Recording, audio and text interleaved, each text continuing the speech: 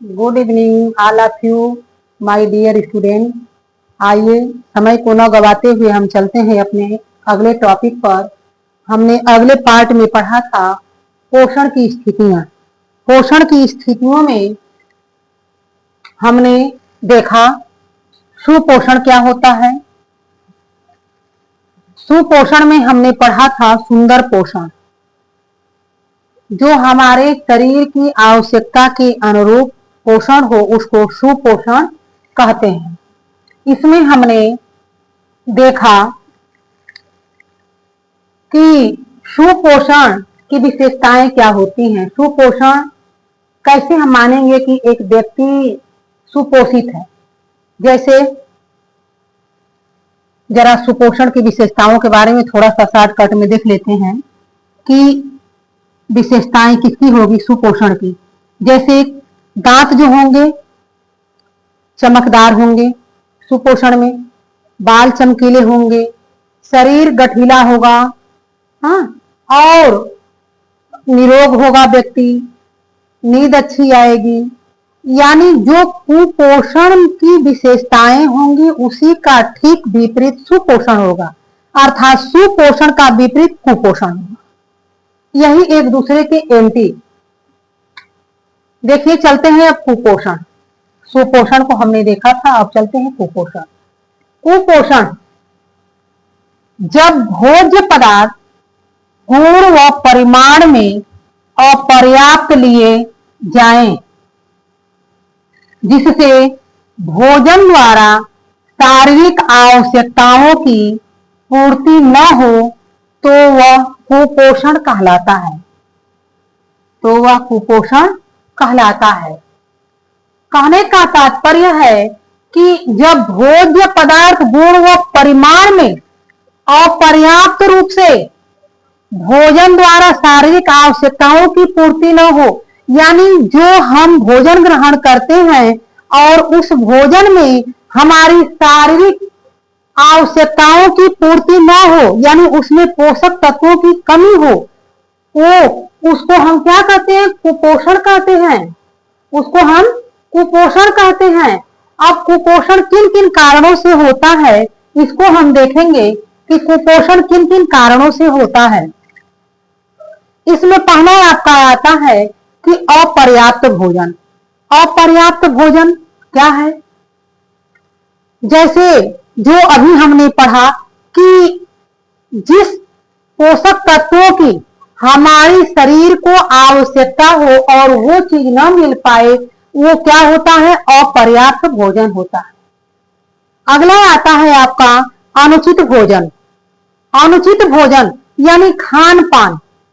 खान पान का अनुचित होना, यानी जैसे हमको जिन पोषक तत्वों की आवश्यकता होती है उसको न खा करके हम बर्गर खाएं, चाउमीन खाएं और अदर जो हमारे शारीरिक रूप से नुकसानदायक हो वो उन चीजों को उन तत्वों को ग्रहण करें, तो क्या होगा?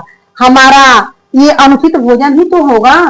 तो ये हुआ अनुचित भोजन, यानी पोषक तत्वों को न लेकर के अनुचित पदार्थों का सेवन करना। अगला आता है सामाजिक आर्थिक कारण। सामाजिक आर्थिक कारण में यह है कि कुछ आर्थिक परिस्थितियों के कारण व्यक्ति चाहते हुए भी पोषक तत्वों वाला भोजन नहीं ग्रहण कर पाता है। जैसे गरीबी के कारण, गरीबी के कारण भी व्यक्ति भोजन नहीं ग्रहण कर पाता है। और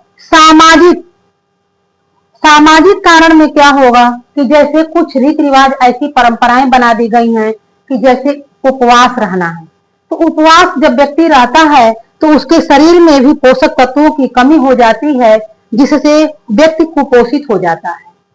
अगला आपका आता है अज्ञानता। अज्ञानता सीधे दिखाई दे रहा है कि अज्ञानता यानी जिसका हमको ज्ञान न हो। हम डेली खाना बनाते हैं, भोजन बनाते हैं, लेकिन हमको इन पोषक तत्वों की कमी के बारे में नहीं पता होता है कि हम भोजन बना रहे हैं तो इसमें कौन सा पोषक तत्व है और कौन सा नहीं है। हमारे शरीर को किन पोषक तत्वों की आवश्यकता होती है और किन की नहीं होती है। और हमको भोजन में क्या क्या बनाना चाहिए, यानी मेनू प्लानिंग के अंतर्गत ही भोजन बनाना चाहिए। तो इन सब का ज्ञान एक गृहिणी को होना चाहिए, तभी जाकर के क्या हम कर सकते हैं, कुपोषण से बच सकते हैं। नींद की कमी, अगला आता है नींद की कमी। नींद की कमी होने पर भी व्यक्ति कुपोषित हो जाता है, क्योंकि जब नींद पूरी होती है तो तनाव मुक्त होता है, तनाव रहित हो जाता है, यानी उसको कोई टेंशन नहीं रहता है। नींद पूरी होने पर वह सब कुछ मतलब स्वस्थ हो जाता है। स्वस्थ व्यक्ति को ही, एक कहने का तात्पर्य कि स्वस्थ व्यक्ति को ही नींद आती है, अच्छी सी नींद आती है, खुल करके, स्वप्न रहित, जिसमें स्वप्न नहीं होता है। अगला आता है पाचन सही रूप से न होना। हम कितना भी भोजन ग्रहण करें, लेकिन जब हमारा पाचन सही रूप से कार्य नहीं करेगा तो क्या होगा, क्या होगा, नहीं सही रूप से कार्य करेगा तो हम कुपोषित हो जाएंगे, क्योंकि हमने तो भोजन किया लेकिन उसको पचाने की क्षमता हमको नहीं है। इस तरह से ये कुपोषण का शिकार व्यक्ति हो जाता है। आगे चलिए चलते हैं। हमने पढ़ा सुपोषण और पढ़ा कुपोषण। अब आगे पढ़ते हैं अत्यधिक पोषण। अत्यधिक पोषण क्या है, जरा देखिए। अत्यधिक पोषण कहने का तात्पर्य है कि आवश्यकता से अधिक भोजन ग्रहण करना, यानी अत्यधिक, अत्यधन अधिक, यानी आवश्यकता से अधिक भोजन को ग्रहण करना क्या होता है, अत्यधिक पोषण होता है, जिसमें इसको ग्रहण करने से, ज्यादा भोजन ग्रहण करने से मोटापा भी हो जाता है। आगे देखिए चलते हैं अपर्याप्त पोषण। अपर्याप्त पोषण क्या है, अपर्याप्त पोषण शरीर की आवश्यकता के अनुरूप भोज्य पदार्थ न ग्रहण करना, जिसमें पोषक तत्वों की कमी का होना। यानी शरीर की आवश्यकता, शरीर की डिमांड क्या है कि किन पोषक तत्वों को हम ग्रहण करें, और वो चीज नहीं मिल पाता है, जिससे क्या पोषक तत्वों की कमी हो जाती है। ये आता है अपर्याप्त पोषण में। जैसे कहने का तात्पर्य यह है कि यदि एक खेलने वाला व्यक्ति है, खेलने वाला बच्चा है या व्यक्ति है, क्रिकेटर है या हार्ड वर्क करने वाला व्यक्ति है, तो उसको ज्यादा भोजन की, उसको ज्यादा कैलोरी की आवश्यकता होगी, उसको ज्यादा कैलोरी की आवश्यकता होगी। लेकिन कम काम करने वाला व्यक्ति है, उसको कम कैलोरी की आवश्यकता होगी।